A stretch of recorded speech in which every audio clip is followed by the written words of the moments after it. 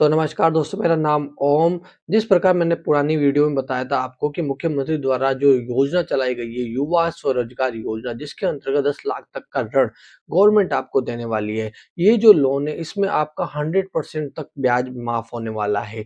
इसको आवेदन कैसे करना है, उसकी पूरी डिटेल हम आपको यहाँ पर इसका पूरा स्टेप बाय स्टेप प्रोसेस यहाँ पर बताने वाले हैं। किस साइट पे जाना है, क्या-क्या डॉक्यूमेंट लगने वाले हैं, कैसे अप्लाई करना है, तो ये सारी डिटेल हम आपको इस वीडियो में बताने वाले हैं। इसके पहले हमने एक वीडियो बनाई थी इसी योजना के ऊपर, जिसपे हमने आपको इसका पूरा जो विवरण दिया था कि आपको लोन कैसे मिलेगा, क्या-क्या डॉक्यूमेंट लगने वाले हैं, किस व्यक्ति को कितना मिलेगा, सभी युवा इसके लिए आवेदन कर सकते हैं और इसकी एज लिमिट क्या है। आप इस लोन को लेके इसमें 100% जो आपको बेनिफिट मतलब जो ब्याज फ्री मिलने वाला है, वो कैसे मिलेगा, सारा इसके पहले वाली वीडियो में मैंने बता दिया था।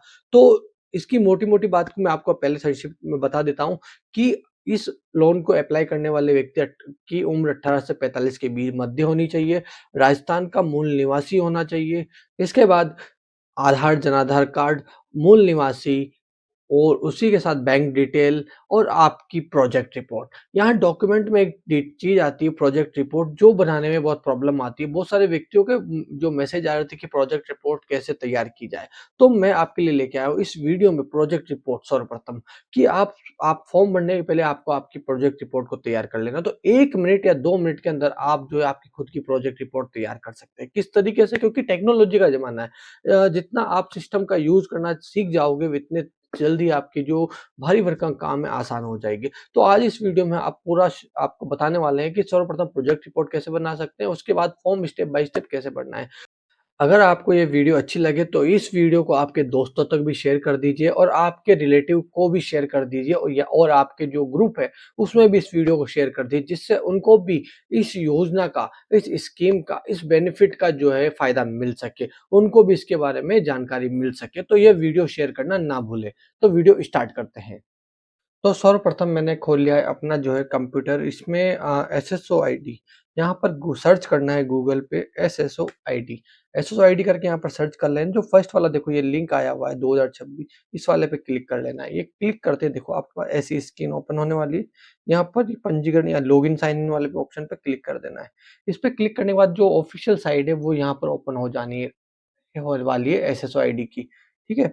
तो ये जो एसएसओ आईडी की साइट ये ओपन हो चुकी है। मेरी आईडी बनी हुई है तो मैं यहाँ पर आईडी और यहाँ पासवर्ड लिख के इसको लॉगिन कर लूँगा। अगर जिसकी नहीं बनी वो रजिस्ट्रेशन वाले बटन पे क्लिक कर सकता है।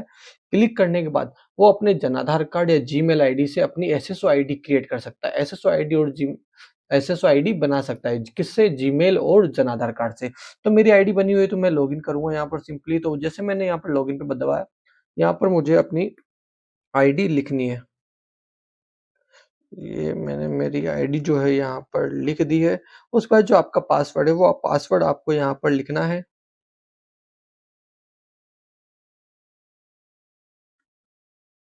पासवर्ड लिखने के बाद जो नीचे कैप्चर लिखा हुआ है सेम टू सेम वो का वही आपको इधर पेस्ट करना है, जैसे 234296 इसको डाल के आपको लॉगिन कर लेना है। लॉगिन करने के बाद इसके ऑफिशियल जो मेन पेज है, इसका होम पेज जो होने वाला है वो यहाँ पर लॉगिन हो जाने वाला है, ठीक है? और बहुत सारे जो बहुत दिनों बाद इसको लॉगिन करें तो उसका पासवर्ड चेंज का भी ऑप्शन आएगा, तो उसको यहाँ पर पासवर्ड भी चेंज कर लेना है अगर बहुत दिनों बाद ओपन कर रहा है, ठीक है? तो इस तरीके की यहाँ पर स्क्रीन आने वाली है। ठीक है? तो अगर आपके पास इस तरीके की स्कीम आने वाली है, अगर आपको देखो मैं बता दूँ यहाँ पर ये ऐप जो आने वाला है, ये आएगा, ये वाला मुख्यमंत्री युवा स्वरोजगार योजना। अगर आपके एसएसओ आईडी में ये ऐप शो नहीं कर रहा है, तो आपको देखो यहाँ पर देखो नीचे ऑप्शन है अदर ऐप्स। अदर ऐप्स पे क्लिक करते ही जितने भी ऐप है, वो सारे ऐप यहाँ पर ओपन हो जाने वाले हैं। उसके बाद देखो यहाँ क्विक सर्च का ऑप्शन है। क्विक सर्च पे आपको सीधा से सिंपली यहाँ पर लिख देना है। क्विक सर्च पे आपको लिखना है यहाँ पर मुख्यमंत्री। मुख्यमंत्री लिखोगे जैसे ही आप तो यहाँ पर आपको दिख जाने वाली है मुख्यमंत्री स्वरोजगार योजना। इस पे आपको क्लिक कर देना है। जैसे मैंने क्लिक कर दिया, क्लिक करते ही जो है इसकी साइट जो मेन जो ऑफिशियल साइट है वो यहाँ पर ओपन हो जाने वाली है। साइट ओपन होएगी तो उसके लिए देखो आपको मेन प्रॉपर क्या करना है, आपको आवेदन करना है, ठीक है? और देखो यहाँ आवेदन के लिए इस नए आवेदन पे आपको क्लिक कर देना है। ठीक है? ये तो प्रोसेस हो चुकी है फॉर्म अप्लाई करने की, यहाँ पर आकर आप फॉर्म अप्लाई कर सकते हो। इसके आगे इसको कैसे भरना है वो भी हम आपको बताएँगे, परंतु उसके पहले आपको देखो डॉक्यूमेंट जो है वो कंप्लीट करना पड़ेगा। डॉक्यूमेंट्स और एक सबके एक डॉक्यूमेंट जो है वो अनकंप्लीट है, वो है प्रोजेक्ट रिपोर्ट। तो इसके पहले चलते हैं अपन प्रोजेक्ट रिपोर्ट के लिए। तो यहाँ पर मैं आपको बता दूँ कि आपको न्यू टैब खोलना है, न्यू टैब पे आपको सर्च करना है या आपके मोबाइल में करो तो उसमें भी सेम प्रोसेस रहने वाला है, ठीक है? मोबाइल पे भी आप खोलना है चैट जीपीटी। चैट जीपीटी खोल के आपको यहाँ पर सर्च कर लेना है। चैट जीपीटी पे जैसे ही क्लिक करोगे, वहाँ पर ऐसा आपको आप ऑप्शन मिल जाने वाला है, ठीक है? उसको ऑप्शन पे आपको क्लिक कर देना है। क्लिक करते चैट जीपीटी की जो ऑफ़िशियल है, वो यहाँ पर लॉगिन हो जाने वाली है, ठीक है? अगर आपके मोबाइल में इसके अलावा कोई ऑप्शन आता है, तो लॉगिन का ऑप्शन आएगा, तो आपकी जीमेल आईडी डाल के आपको यहाँ पर लॉगिन कर देना है, ठीक है? ये इस तरीके का इंटरफ़ेस आने वाला है। इंटरफ़ेस आने के बाद तो देखो यहाँ लिखा हुआ है आस्क एनीथिंग, मतलब आपके मन में क्या है, जो यहाँ पर बताइए। तो देखो अपन को क्या बनानी है, प्रोजेक्ट रिपोर्ट। तो प्रोजेक्ट रिपोर्ट के लिए देखो सिंपली अपन एक अपना टाइटल देंगे कि अपन किसके ऊपर, जैसे मैं बता दूं मैं एक कंप्यूटर की शॉप खोलने वाला हूँ, कंप्यूटर रिलेटेड शॉप खोलूंगा, जैसे सर्विस मित्र साइबर कैफे टाइप, ठीक है? तो मैं इसको कमांड देता हूँ कि मुझे प्रोजेक्ट रिपोर्ट चाहिए किस पर्पज से, कंप्यूटर सर्विसेज साइबर कैफे की दुकान खोलने के लिए, ठीक है? तो यहाँ सिंपली मैं उसको लिख देता हूँ, देखो मुझे प्रोजेक्ट रिपोर्ट का फॉर्मेट चाहिए, ठीक है? कि साइबर कैफे की दुकान ओपन करने के लिए। साइबर कैफे की दुकान ओपन करने के लिए। ये मेरे साइड ये अपनी जो मेन सिंपल लाइन डालनी है और कुछ नहीं डालनी, ये डाल के मैंने जैसे एंटर कर दिया है। एंटर करने के बाद जो चैट जीपीटी है, ये जो चैट जीपीटी है, ये ऑटोमेटिक सारा परफॉर्मा ऑटोमेटिक आपको बना के दे देगा। बस आपको उसको कॉपी करना है। देखो ये पूरा यहाँ पर ओपन ये जो है इसका आ चुका है। पूरा ए टू ज़ेड रिपोर्ट यहाँ पर जो अपना बन चुका है। देखो मैं आपको क्लियर कर दूँ, आपको ये टॉपिक है सारे, इनको कॉपी कर लेना है। ठीक है? प्रोजेक्ट रिपोर्ट का जो है ये सारी डिटेल को आपको यहाँ पर इस वाली को जो मैं कॉपी कर रहा हूँ, इसको सेम टू सेम आपको भी कॉपी कर लेना है, ठीक है? ये मैंने सारा ये जो स्थान तक यहाँ पर इसको कॉपी कर लिया। कॉपी करने के बाद देखो इसको नॉर्मली आपकी एमएस वर्ड वर्ड या व्हाट्सएप जो भी है, उस पे आपको इसको लॉगिन कर लेना है। तो मैं यहाँ पर देखो मेरा पीसी में वर्ड फाइल जो इस वर्ड में इसको ओपन कर लेता हूँ। उसने अपन को क्या दिया है, फॉर्मेट। अब उस फॉर्मेट में अपन जो मुझे है मेरी डिटेल भरनी है। जैसे देखो यहाँ पर देखो साइबर कैफ प्रोजेक्ट का नाम तो अपना साइबर कैफे इंटरनेट कैफे, ठीक है? इसके बाद आवेदन का नाम मतलब अपना नाम, मोबाइल नंबर, मतलब बैंक डिटेल और अदर जैसे आपका उसमें कितना इन्वेस्टमेंट लगने वाला है, क्या-क्या प्रोडक्ट आपको लाने हैं, क्या-क्या आपको मतलब उसमें एडिशनल डॉक्यूमेंट लगाने मतलब आपको जैसे कितना आपके पास बजट है, कितना आपका आप लोन लेना चाहते हैं और आपका टोटल अमाउंट कितना है, पर डे आप कितना कलेक्शन कर सकते हो, कितने बंदे आप हायर करोगे, कितने बंदे क्या-क्या काम करने वाले हैं, ए टू ज़ेड सारी डिटेल यहाँ पर जो है आप किस जगह दुकान खोलोगे, उस जगह की एरिया स्क्वायर फीट जो लेंथ है, वो क्या रहने वाली है, कितनी बजे से कितनी बजे दुकान खोलने वाले हो, कितना टेबल, कुर्सी, ए टू ज़ेड सारा बायोडाटा आपको इस वाली फाइल में डाल के और इसका प्रिंट निकालना है। निकालने के बाद नीचे सील आपका जो साइन करके इसको अपलोड इसे साइन करते ही ये जो है आपका कंप्लीट हो जाएगा। तो चलते हैं फॉर्म के ऊपर। तो मैं अब फॉर्म के ऊपर चलते हैं, देखो मैंने आपको तो यहाँ तक तो मैंने पहले ओपन कर ही लिया था, उसके बाद चलते हैं यहाँ फॉर्म डिटेल कैसे भरना है। तो डिटेल में सर्वप्रथम यहाँ क्या पूछ रहा है, जिला, उद्योग जिला मतलब आपका जो जिस जिले से आप इसको आवेदन कर रहे हो, उस जिले को आपको सिलेक्ट करना है। जैसे मैं कोटा राजस्थान से हूँ, तो मैंने यहाँ कोटा सिलेक्ट कर लिया है। कोटा के बाद देखो व्यक्तिगत और व्यक्तिगत मतलब एक व्यक्तिगत और इसमें 2 एक तो पर्सनल, एक आपका फर्म। आपका फर्म नहीं है मतलब आप सेल्फ कर रहे हो, खुद की हो दुकान है तो व्यक्तिगत ही आपको क्लिक कर लेना है। उसके बाद आता है प्रस्तावित व्यवसाय मतलब आपका जो काम है, वो सर्विस से रिलेटेड है या फिर मैन्युफैक्चरिंग से रिलेटेड है या ट्रेडिंग से रिलेटेड। तो मैं साइबर कैफ़े वाला बनूँगा तो सर्विस दूँगा पब्लिक को, तो सर्विस प्रोवाइडर मतलब सेवा, ठीक है? और अपना जो बिज़नेस है वो पहले से है या फिर अभी है, अभी नया खोलना चाहते हो तो यहाँ नवीन है तो न्यू खोलना चाहता हूँ तो मैंने नया नया है, ठीक है? उसके बाद उद्यम की श्रेणी मतलब सलाह मतलब इसमें मैं सामने वाले को क्या सर्विस प्रोवाइड करवा रहा हूँ, वो मुझे यहाँ पर डालना है तो शिक्षा एवं रोज़गार संबंधित सेवाएँ, ठीक है? ये हो गया। ये भी डाल सकते हैं, इसके अलावा अदर भी आप डाल सकते हो, कोई ऐसा इश्यू नहीं है इसमें, ठीक है? यहाँ पर बहुत सारी चीज़ें हैं, जैसे मैं आपको बता दूँ यहाँ कंप्यूटर आधारित सेवाएँ, इस पे भी क्लिक कर सकते हो। बाकी शिक्षा से रिलेटेड जैसे आप फॉर्म-वॉर्म ज़्यादा भरना चाहते हो, तो वो भी आप यहाँ पर भर सकते हो, ठीक है? उद्यम श्रेणी का प्रकार देखो, मैंने यहाँ डाला था कंप्यूटर आधारित, तो यहाँ पर कंप्यूटर से रिलेटेड जो भी है, वो सारी यहाँ पर ओपन हो चुकी है, बट मैं यहाँ पर अन्य करूँगा क्योंकि मेरा जो है, वो अलग है, ठीक है? उद्यम की प्रकृति, तो प्रकृति मतलब ई-मित्रा बोलते हैं राजस्थान में, ई-मित्रा संचालन या फिर सीएससी सेंटर, ठीक है? ये कार्य लिख दिया मैंने ना। इसके बाद चलते हैं संभावित रोजगार संख्या, मतलब आप कितनों को रोजगार दोगे, तो वो डिटेल आपको यहाँ पर भर देनी। तो मैं नॉर्मली भर देता हूँ 2 जनों को यहाँ रोजगार देने वाले हैं। अगर पैन कार्ड नंबर है तो वो भी यहाँ डाल देना, उसके बाद पढ़ना है आपको, आगे बढ़ना है। ठीक है? जैसे मैं ये आगे बढ़ गया, उसके बाद चलते हैं इसकी सेकंड स्टेप यहाँ पर ओपन हो जाने वाली है। ठीक है? ये इसकी सेकंड स्टेप ओपन हो चुकी है। संस्था का नाम मतलब आपकी दुकान का नाम, आपके बिज़नेस का नाम क्या रहने वाला है, तो मैं नॉर्मली यहाँ पर डाल देता हूँ श्री सांवरिया सेठ मतलब ई-मित्रा शॉप। ठीक है, ये डाल दिया। मेरा जनाधार नंबर यहाँ ऑटोमेटिक कैप्चर कर लिया है क्योंकि मेरा इससे सारी डिटेल ऑलरेडी मैंने खुद की एसएसआईडी लॉगिन किया था, इसलिए मेरा सारा डिटेल यहाँ ऑटोमेटिक आ गया। मुझे किस प्रकार कोई डिटेल भरने की आवश्यकता नहीं पड़ी। ठीक है, ये आ चुका है। नाम भी मेरा आ चुका है। इसके बाद हिंदी में नाम जो है, हिंदी का मुझे नाम यहाँ पर लिखना पड़ेगा।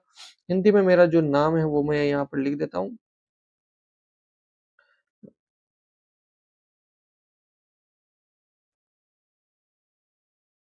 जी, नाम, पते, डिटेल जो है वो एक बार चेक कर लेना क्योंकि बहुत बार क्या है जल्दी-जल्दी में कुछ बहुत सारी छोटी-छोटी गलतियाँ हो जाती जो आगे जाके बड़ा रूप ले लेती है। ठीक है? इसके बाद पिताजी का नाम लिखना है। क्लास रिलीजन तो हिंदू, ठीक है? इसके बाद शैक्षणिक योग्यता कि मैं पढ़ा-लिखा कहाँ तक हूँ, तो मेरी जो है यहाँ पर ग्रेजुएशन क्लियर है, तो ग्रेजुएशन मैंने डिटेल यहाँ डाल के इसको सेव कर दिया है। ठीक है? एक सेव करने के बाद देखो यहाँ पर जनाधार को आपको पहले अप्रूव करना पड़ेगा, ठीक है? ये डिटेल सारी यहाँ पर क्लियर हो गई है। इसके बाद चलते हैं इसके आगे वाली प्रोसेस पे। आगे चलते हैं तो यहाँ पर आपसे माँगने वाला है आपके आवेदन का वर्तमान पता, मतलब मैं इस फॉर्म को भर रहा हूँ तो मेरा एड्रेस क्या रहने वाला है। तो यहाँ पर देखो मैं क्लियर कर दूँ आपको कि आपको सर्वप्रथम आपका जिला सिलेक्ट करना है। जिला सिलेक्ट करने के बाद आपको यहाँ पर आपकी तहसील, जैसे मैं कोटा से हूँ तो मैंने यहाँ पर देखो कोटा सेलेक्ट कर लिया है। उसके बाद तहसील करनी है, ब्लॉक करना है, वार्ड करना है, pin code, post office, mobile number और लोकसभा क्षेत्र और विधानसभा क्षेत्र दोनों डालना है। अगर आपके लोक जो है स्थायी वर्तमान दोनों पता सेम है तो दोनों डाल के यहाँ पर आपको सबमिट करके नेक्स्ट पे चले जाना है। इसके बाद चलना है नेक्स्ट आगे वाली स्टेप पे।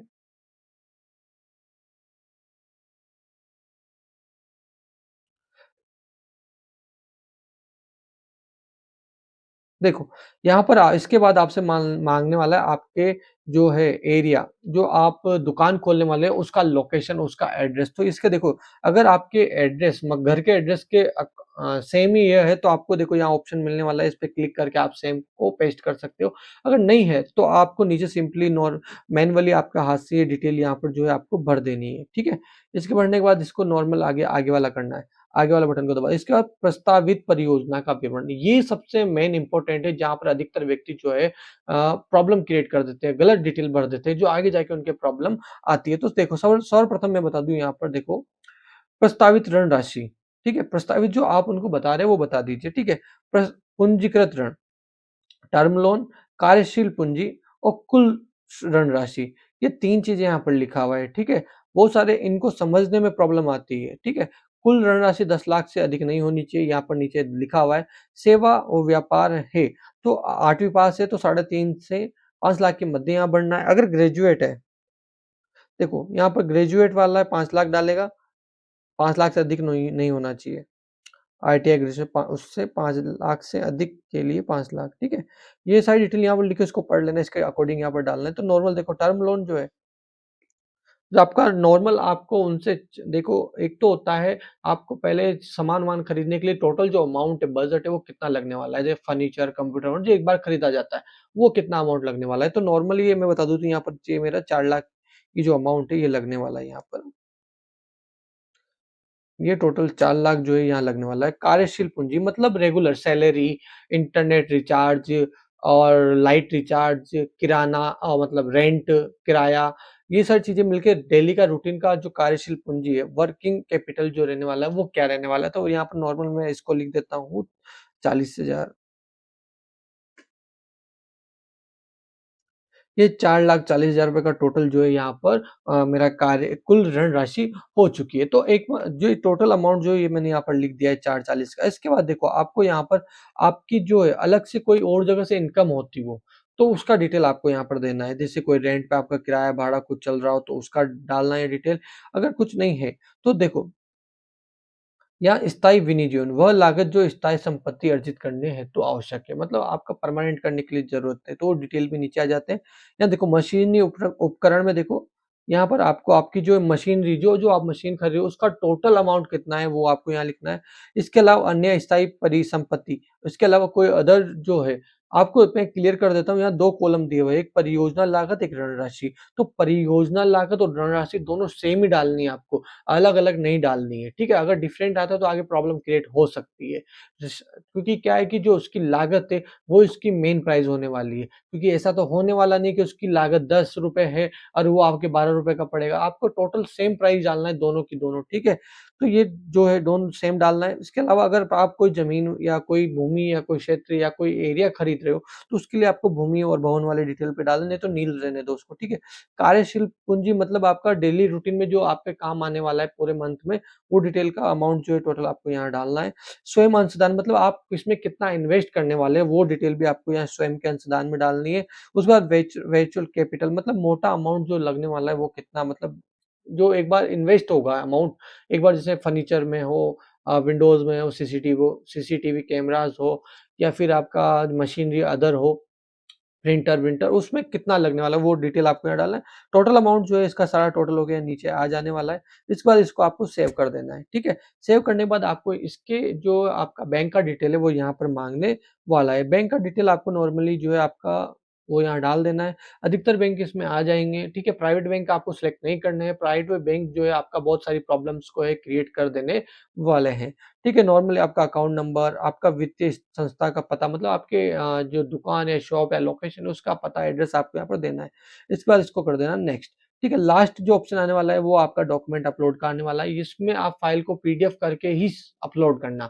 इमेज में करोगे तो प्रॉब्लम क्रिएट हो सकती है। पीडीएफ में करना जिससे आपकी क्वालिटी भी सही रहेगी, डॉक्यूमेंट भी अच्छे तरीके से अधिकारी तक पहुँच जाएगी। ठीक है, तो सर्वप्रथम आपको आपका फोटो जो है पासपोर्ट साइज़ फ़ोटो यहाँ पर अपलोड करना है। इसके बाद आधार की प्रति मतलब आधार की ज़ेरॉक्स, वो आपको यहाँ पर वो भी सेल्फ अटेस्टेड करके अपलोड करनी है, ठीक है? नॉर्मल बहुत सारे ज़ेरॉक्स करके चढ़ा देंगे, वो प्रॉब्लम क्रिएट कर सकता है। सेल्फ अटेस्टेड करके ही आपको यहाँ पर अपलोड करना है। मूल निवासी आपका बोनाफाइड होना ज़रूरी है, मूल निवासी होना ज़रूरी है, उस वो भी आपको यहाँ पर अपलोड करना है कि आप राजस्थान के हो, तो आपको बेनिफिट मिलने वाला है, जो राजस्थान के उन्हीं को ये बेनिफिट मिलने वाला है।